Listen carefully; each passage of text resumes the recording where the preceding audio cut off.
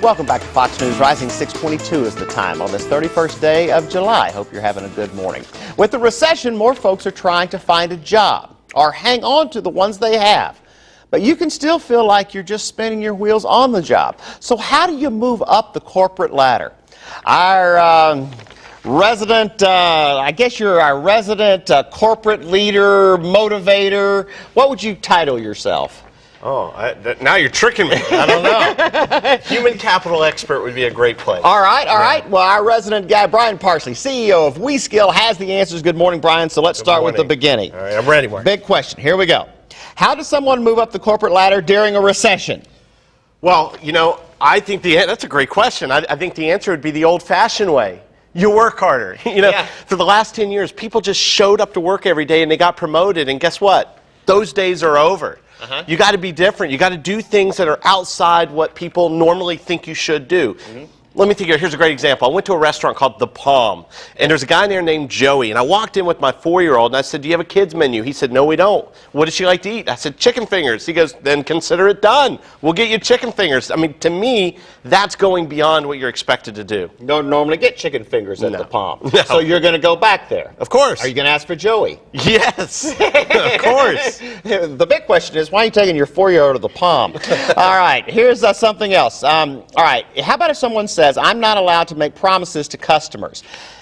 We get that a lot, Yeah. Yeah. So how do you get noticed if you can't make promises to customers? Well, it's not the one thing, Mark. I mean, it's not the chicken nugget thing for Joey where he sits around all day and goes, "I'm waiting for the chicken nugget opportunity."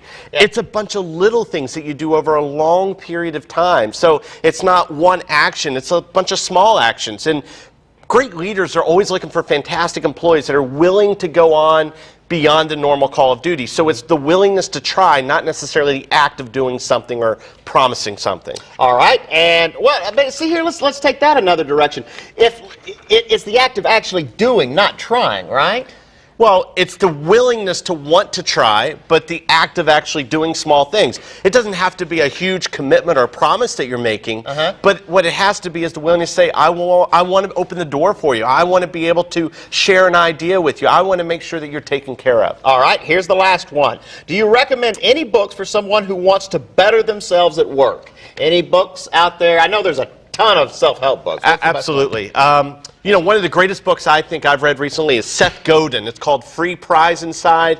It's not about big innovations or big ads. It's about clever people, normal people with clever ideas, normal people like you and me.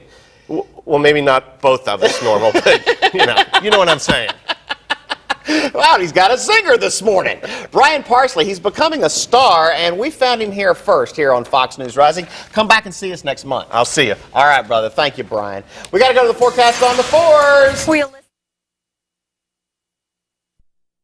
New at Hardee's. Iced holes, B-holes, Bisticles, Joy Balls, Frosty Nuts, Biznut. mouthful of balls. Creamy Balls. other happy holes. Introducing Hardee's Biscuit Holes. What would you call them? Go to namerholes.com.